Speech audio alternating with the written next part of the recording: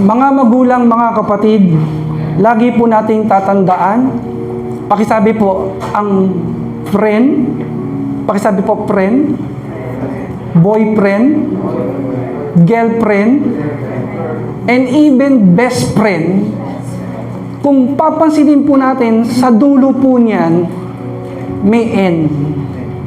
Everything has an end.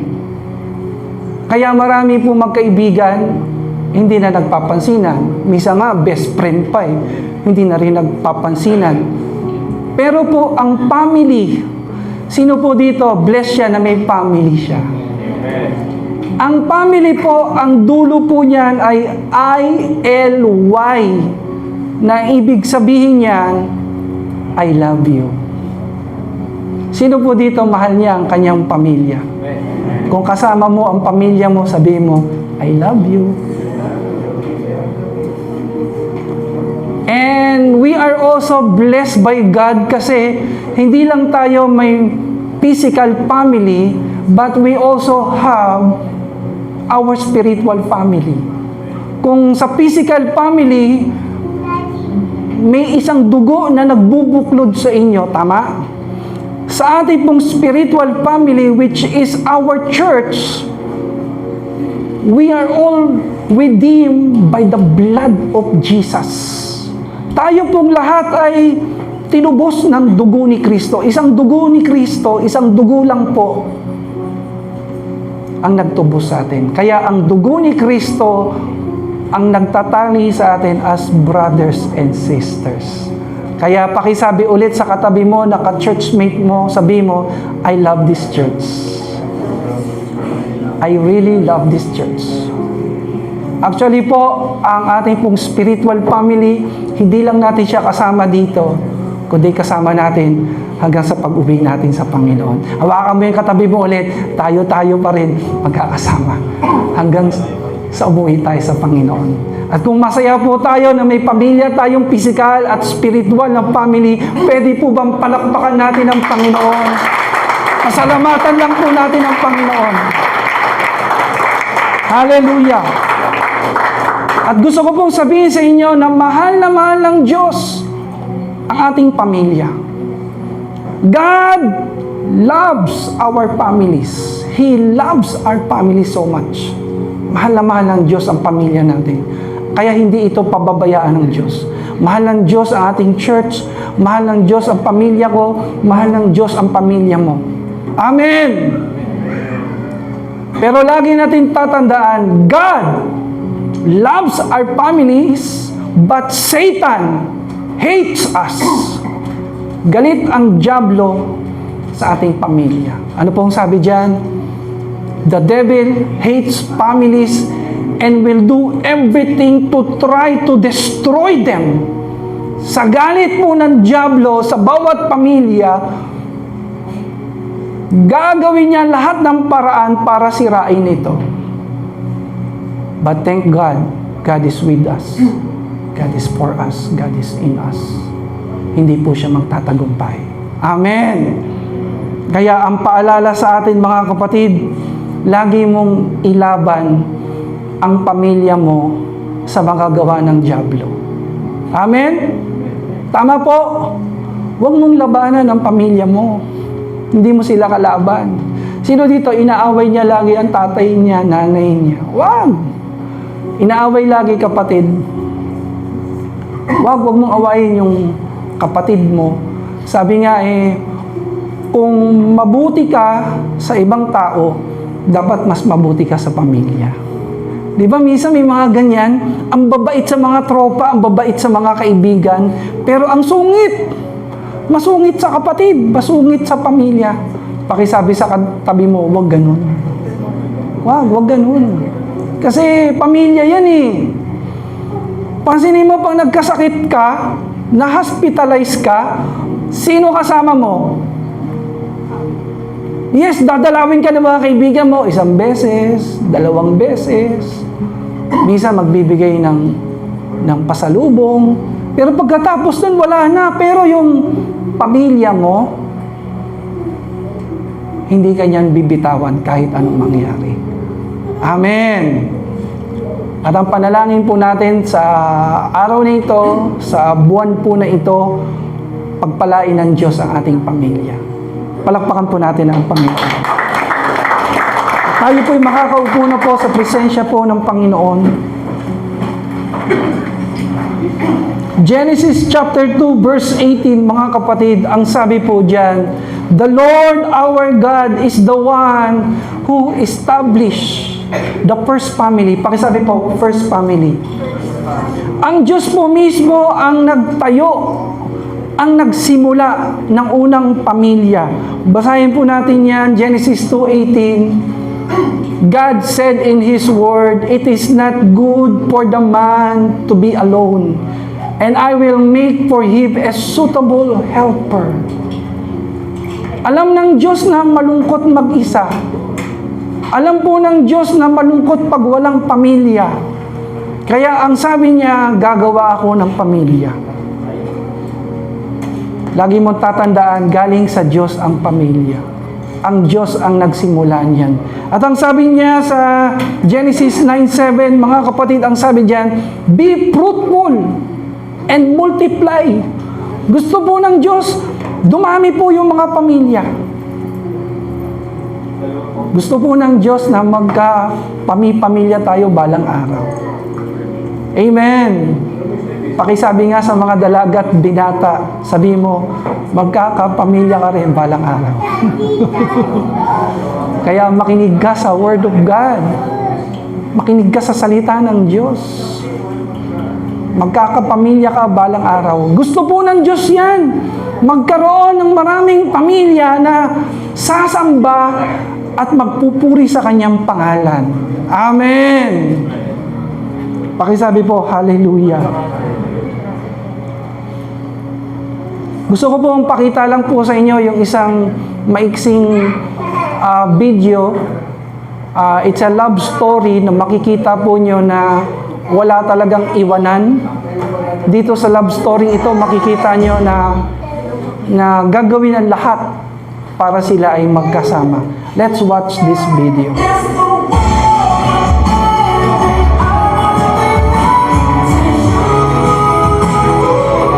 Yeah, sweet. Umaakbay pa. Ayan, kinulong, pinaghiwalay, sinaraduhan, nilak. Hindi lang isang beses, kundi maraming beses na lock.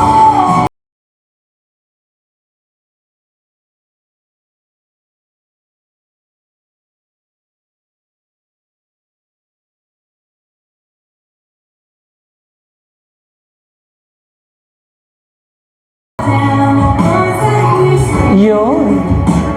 Asan ka na? Dito po ako, sweetheart. Ayan, gumigiri pa. Ayan, palakpakan po naman natin sila. Walang iwanan. Kita nyo. At kapag magkahiwalay ay gagawa ng paraan para magkaayos. Sana po sa lahat ng mag-asawa, ganun po tayo. Ano man ang gawin ng dyablo, ano mang kilos ng dyablo para wasakin kayo, gagawin nyo lahat ng paraan para kayo magsama ulit. Balakpakan po natin ang Panginoon.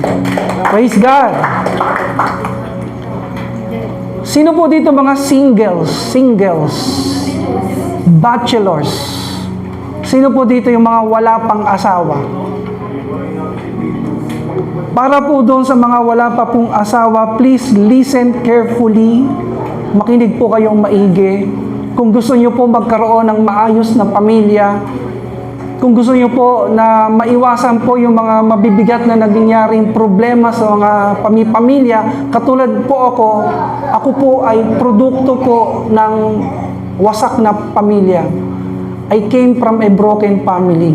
At ito po ang lagi ko pong tinuturo sa mga anak ko para maputol yung curse, para hindi na maulit sa kanila yung naranasan namin, sapagkat napakahirap po ng isang pamilyang wasak.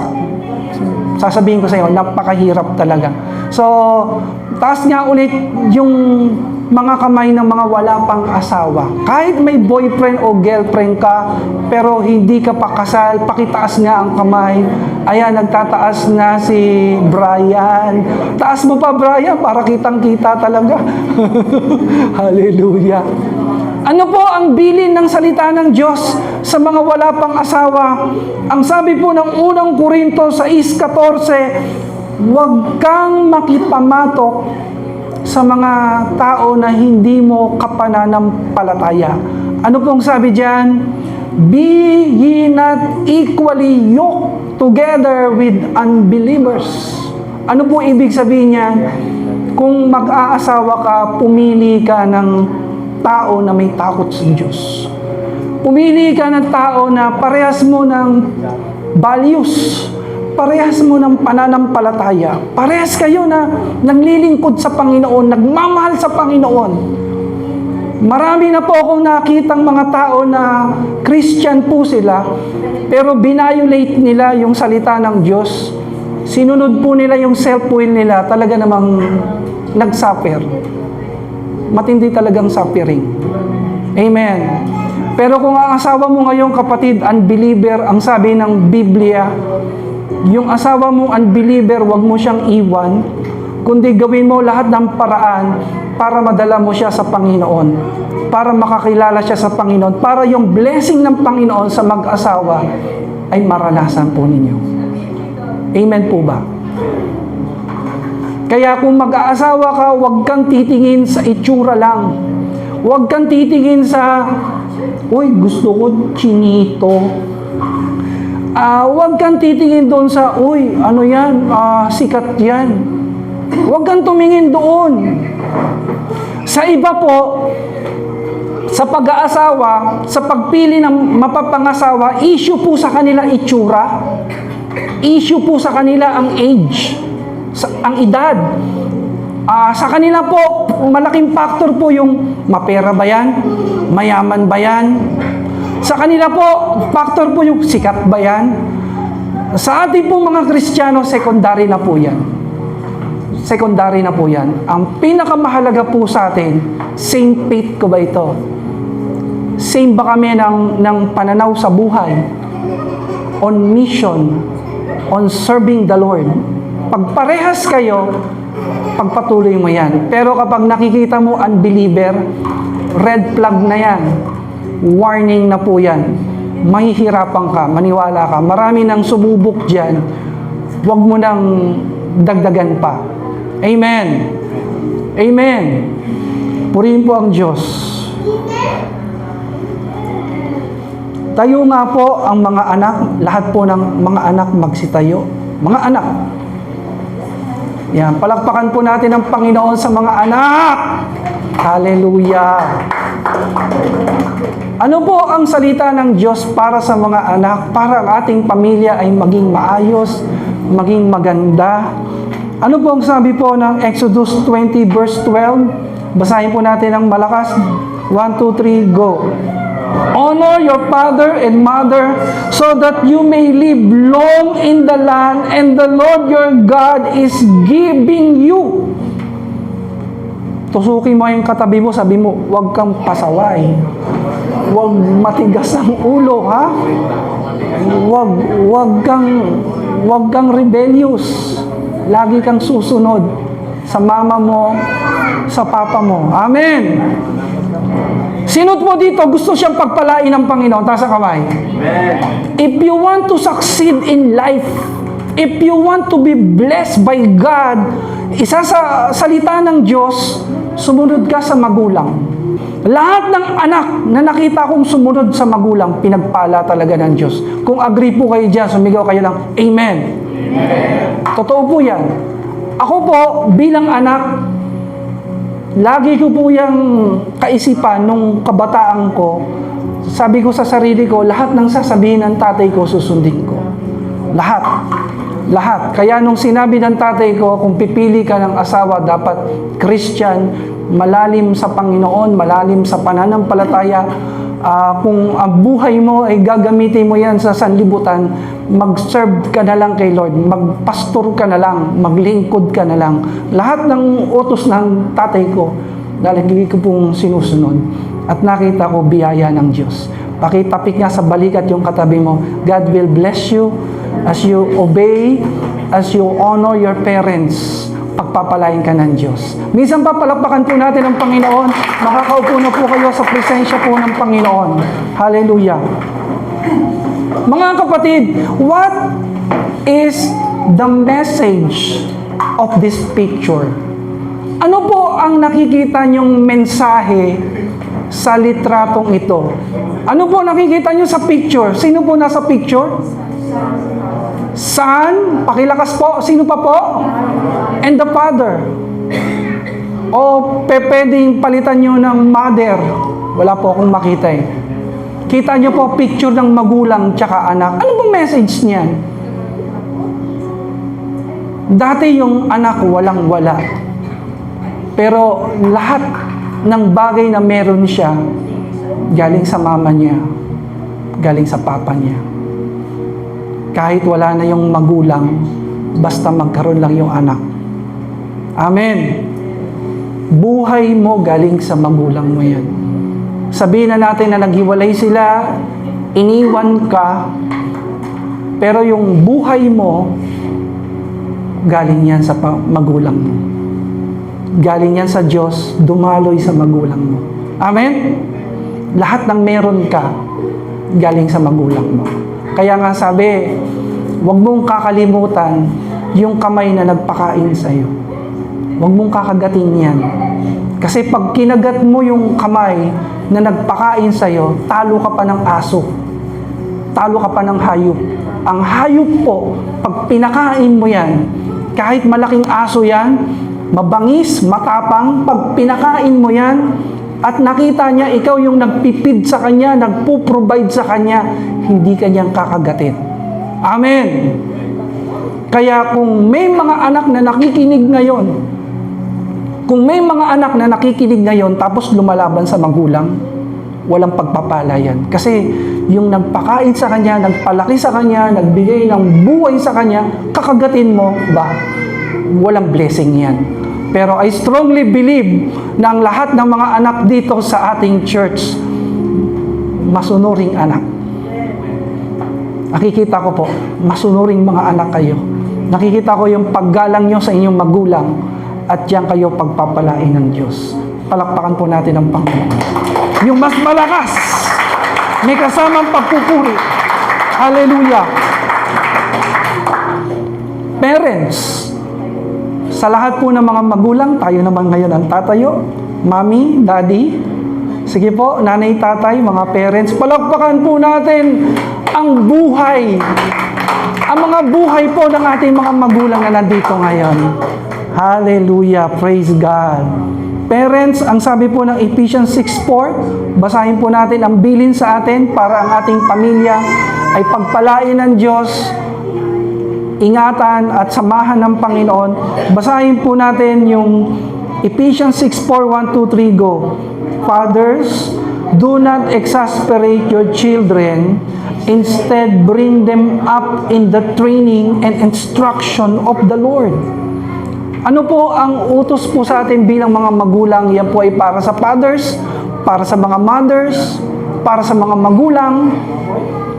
Ang utos po sa atin, palakihin po natin ang ating mga anak sa mga aral at tuntunin ni Kristo. Kapag ang mga anak natin, palalakihin po natin sila sa Word of God, dadali natin sila sa church, tuturuan natin sila maglingkod sa Panginoon, ang mga anak natin lalaking maka-Diyos. Amen. Lalaking may takot sa Diyos, may respeto sa magulang. Purihin po ang Diyos. Ano po yung nasa picture? 1980. Tingnan niyo po. Nagpe-pray po sila bago kumain. Sino dito nagpe-pray po bago kumain? Yan, salamat sa Diyos. Tahimik kayo. 2025! Nagbago na! May cellphone na yung tatay, yung nanay. Ayun, yung mga anak. Naku, pati yung bunso. May tablet, oh. Nakasubsob na lahat. Meron nga akong napanood, nagsiserve yung nanay, ng pagkain. Sila lahat nagdudut-dut nasa cellphone. Ang ginawa kumain yung nanay tapos kinuha na yung mga pagkain nila na hindi nila namamalayan. Wala silang pagkain.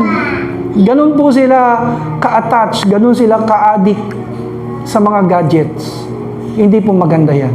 Bilang Kristiyano po, sa mga anak po ng Diyos, binabalanse po natin lahat. Amen. Binabalanse po natin ang lahat. Palakihin po natin ang ating mga anak sa mga aral at tuntunin ni Kristo. Hindi po masama ang gadget, hindi po masama yung mga cellphone na yan, tablet na yan. Pakisabi nga sa katabi mo, balance lang. Kasi pag nang-imbalance yan, nawala na ang physical exercise, nawala na ang spiritual side, nawala na ang Panginoon, nawala na yung physical activity, magiging mahina ang pananampalataya at magiging mahina po ang pangangatawan ng ating mga anak. Amen. Kaya makakaupo na po kayo, mga magulang, palakpakan natin minsan pa ang ating mga parents. Kaya salamat sa Diyos, mag-o-open po tayo ng taekwondo gym sa ating church. Ang purpose po niyan, sports,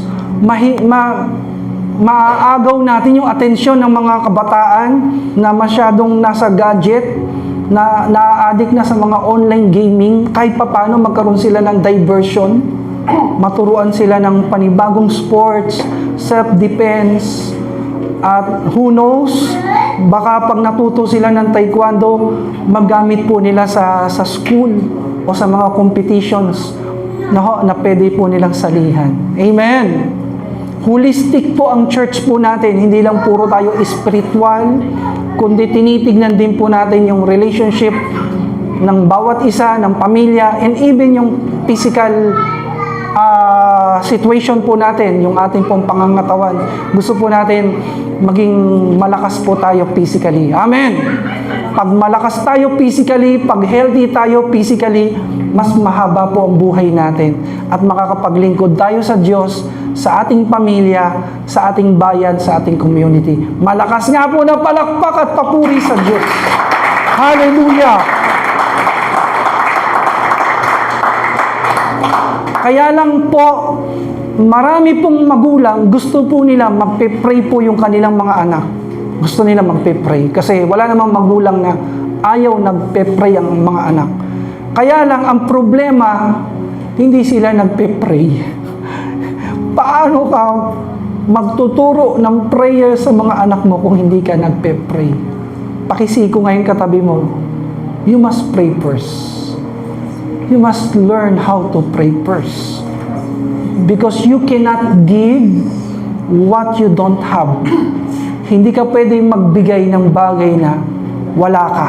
Amen!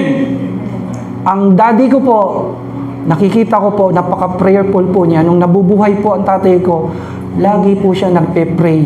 At kapag nagpe-pray siya, iniisa-isa niya yung ate ko, yung kuya ko, ako, at saka yung kapatid kong bunso, iniisa-isa niya sa prayer. Kaya nung tinuro niya po yung prayer sa akin, madali ko pong nakuha kasi nakita ko yung pattern. Amen. At ngayon, ini-impart ko sa aking mga anak. Kaya every night po, sa awat biyaya ng Diyos, pinipilit po namin magkaroon po ng family prayer. Amen. Amen. So, kayo po, maliliit pa yung anak nyo, turuan nyo ng manalangin. Bago kayo kumain, bago kayo gumawa ng mga celebration, pray muna. Bago umalis, bago magbiyahe, dasal muna sa Panginoon. Amen. Praise God.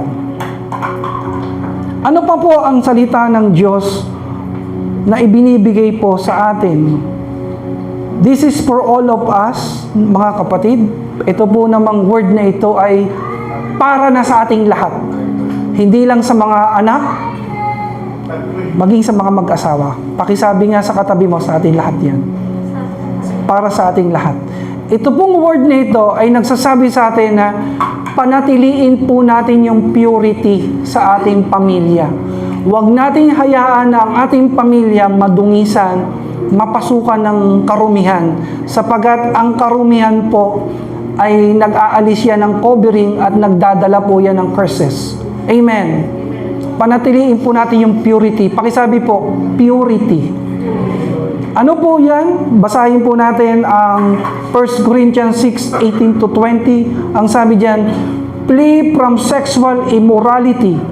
You were bought at a price. Naalala niyo po, lagi yung sinasabi sa preaching, binili ng Diyos ang ating katawan ng kanyang dugo. Kaya ang katawan na ito ay templo ng Diyos. Hindi na ito pag-aari natin. Kaya hindi na ito pwedeng gamitin sa karumihan, sa kasalanan. Amen. Ano pa po sabi ng salita ng Diyos? Hebrews 13:4, marriage should be honored by all, and the marriage bed kept pure. So, dapat ang kama ng mag-asawa pure. Hindi po yan madudungisan. Amen po. Maliwanag sa Bible mula Genesis hanggang Revelation, binabawal po yung sex outside the marriage. Bawal po yun.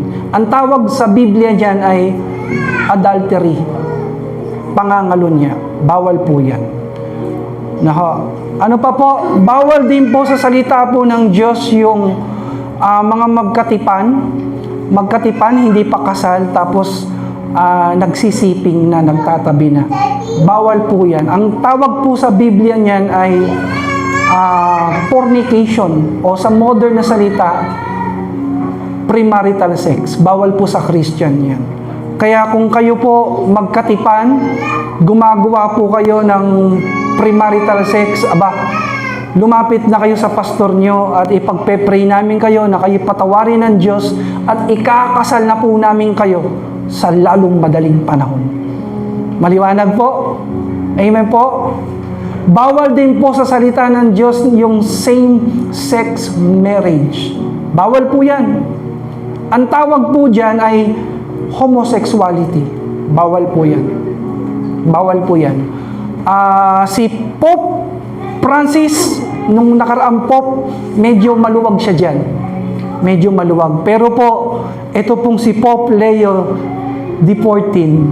Sa dami ng pangalan Pope Leo po. Actually po, narinig ko, nabasa ko, yung ho palang pangalan na yan, hindi talaga nila original na pangalan. Pinipili po nila yan. Pinipili po nila. At sa dami ng pipiliing pangalan, kapangalan ko pa. Si Pope Leo XIV, meron siyang kakaibang view sa pananaw po ni Pope Francis. Si Pope Francis po, maluwag po sa mga LGBTQ.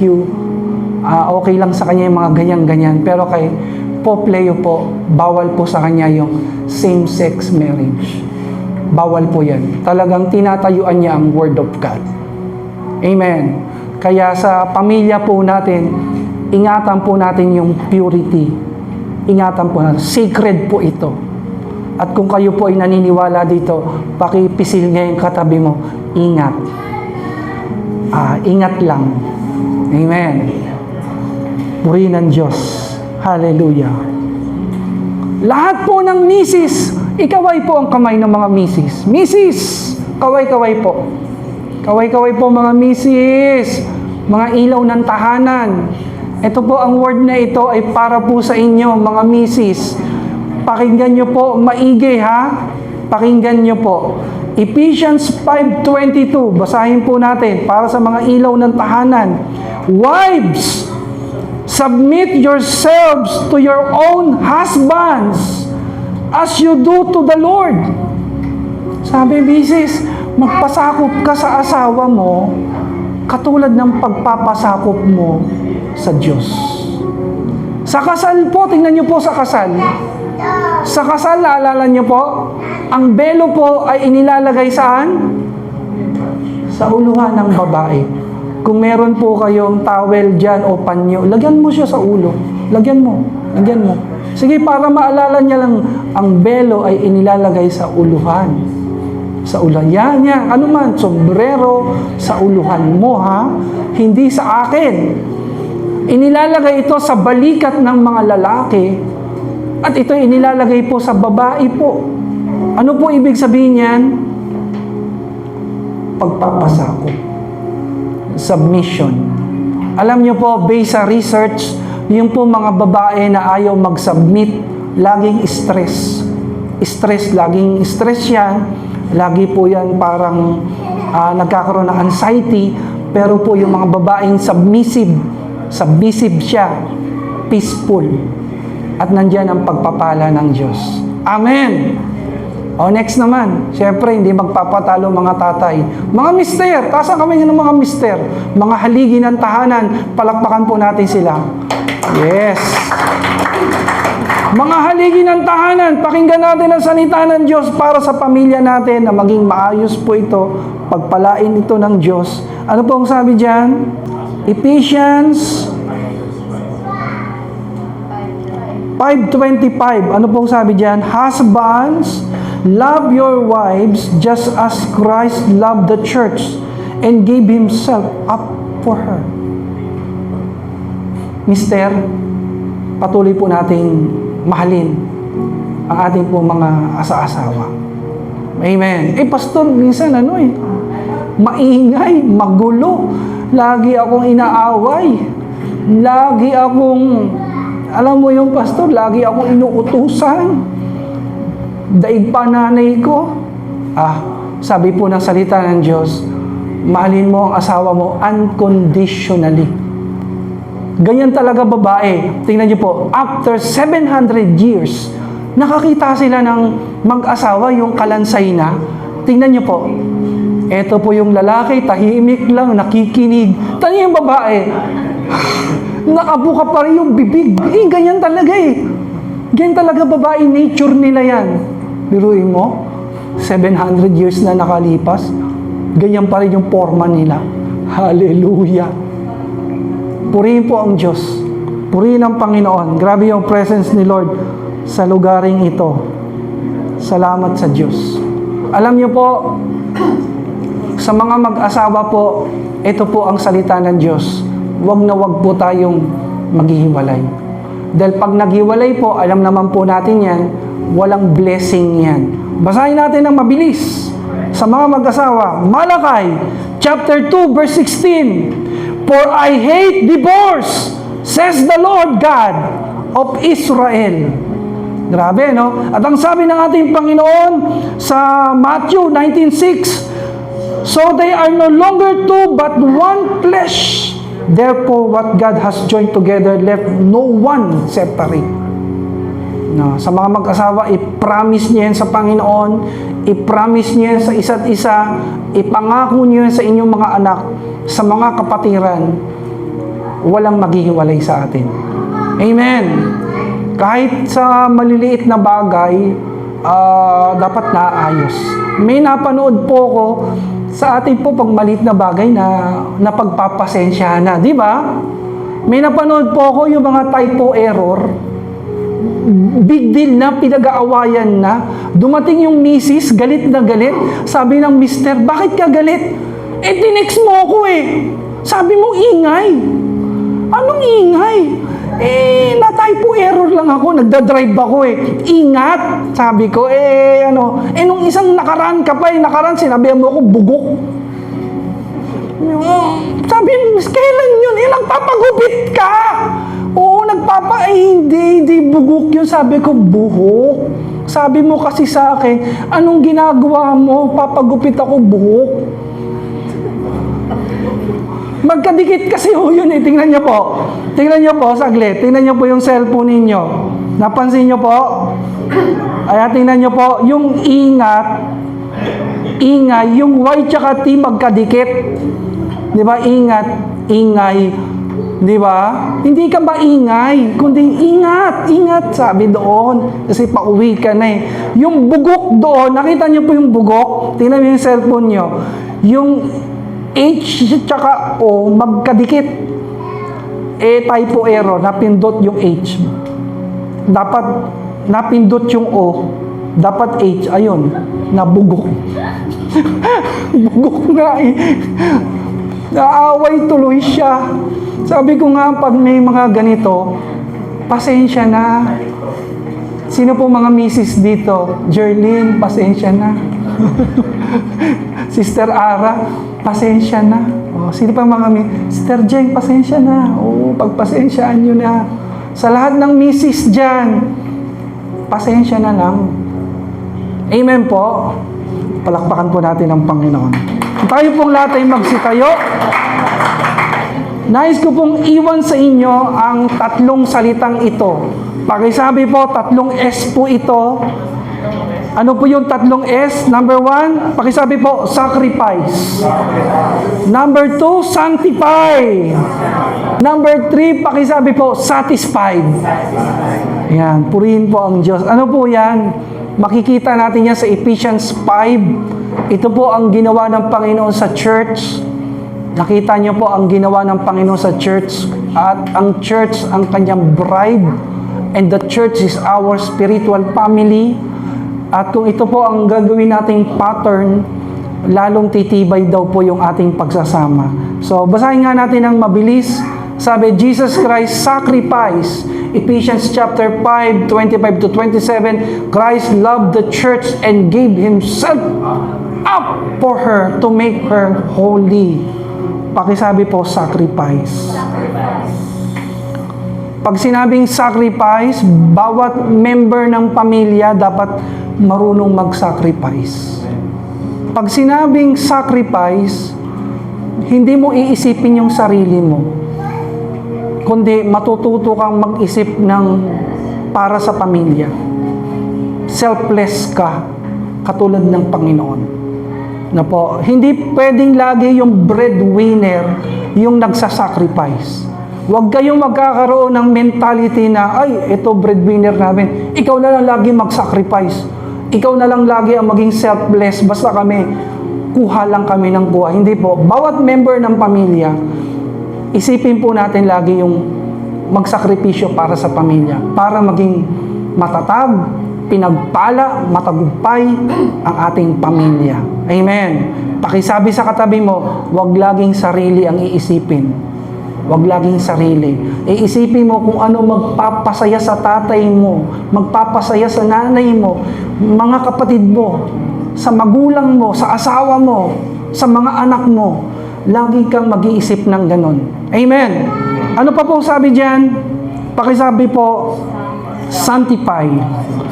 Ephesians 5:26 mentions sanctification. Ang sabi doon, to make her holy, cleansing her by the washing with water through the word.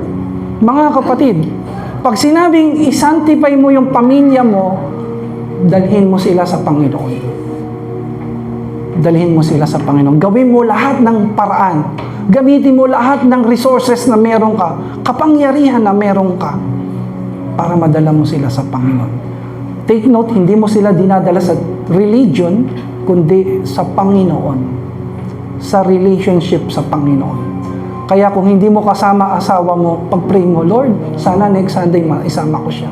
Kung hindi mo kasama ang girlfriend mo, Brother Martin, pag-pray mo, Lord, sana nawa, makasama ko po siya sa next Sunday. Amen. Sabi naman ni Brian, Lord, sana may maisama na rin ako. Hallelujah. May awa ang Diyos, Brian. Pagpe-pray natin yan. Na dalhin mo ang pamilya mo sa Diyos. Alam mo, best example, isa sa pinakamayamang tao dito sa Pilipinas, sino yung may-ari ng SM? Lahat ng SM sa kanya. Sino may-ari niyan? Si Mr. Henry C., isa po siyang Christian katulad natin. Kapatid po natin yan sa Panginoon. Si Henry C. po, kahit mayaman po siya, dinadala niya yung kanyang pamilya, hindi lang pamilya, mga empleyado sa Panginoon. Talagang gagawin niya lahat ng paraan para madala niya lahat sa Panginoon. Wala siyang iniiwan. Wala siyang pinapabayaan. Kasi po, ang katwiran niya, pananagutan ko yung mga taong ito na nasa ilalim ko. Kung may magdadala sa kanila, hindi si Lucio Tan, hindi si ganito, hindi si ganyan. Ako, kasi under ko sila eh. Under ko sila. So, kung ikaw may pamilya at itinuturi mong pamilya, lahat ng empleyado mo, dalhin mo sila sa Panginoon. At lalo kang pagpapalain ng Diyos. Hanggang sa pag-uwi mo, sasabihin sa'yo ni Lord, Welcome, good and faithful servant. Amen. Ano pa po sabi diyan?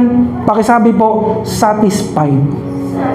Ephesians 5:2 mentions Christ giving Himself as a sacrifice, a pregnant offering and sacrifice to God.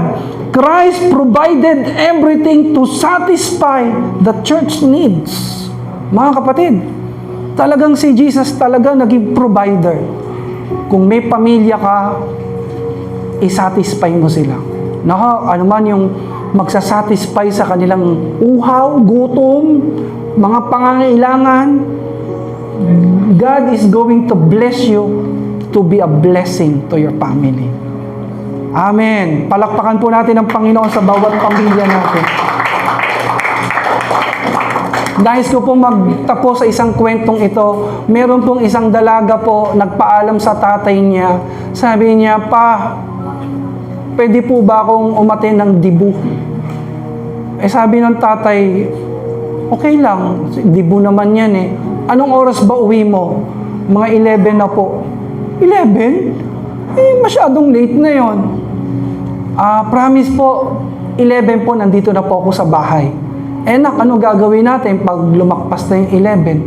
Di isara nyo yung gate. Sa labas ako matutulog. Lakas ng loob no? Sarad nyo yung gate, ilock nyo lahat, sa labas ako matutulog.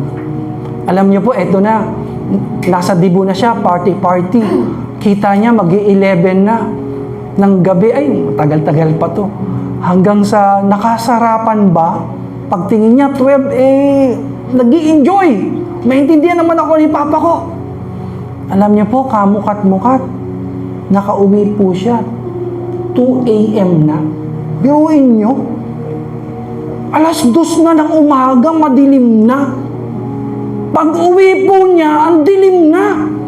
Tatakot siya kasi di siya sanay ng madilim.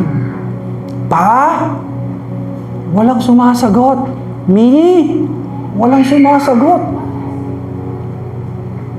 Pagtingin niya sa gate, sarado na. Nakalak, kadena. Wala na. Patay na mga ilaw. Sabi niya, lagot, tinutuon ng tatay ko. Sa labas ako matutulog. Madilim, malamok, hindi siya sanay. Nasa sulok na lang siya, nanginginig, natatakot. Maya-maya po may anino na malaki, lumalapit sa kanya. Yung pala yung papa niya. Sabi niya, "Anak, pasensya ka na. Paano to?" "Oo nga pa nagkasarapan kami." Ano ba usapan natin? Pag na-late ako, dito ako matutulog sa labas. Paano, hindi ka sanay? Nilabas ng tatay yung banig. Malaki, tapos 2 unan. Paano yan? Wala naman sa usapan yung hindi kita sasamahan.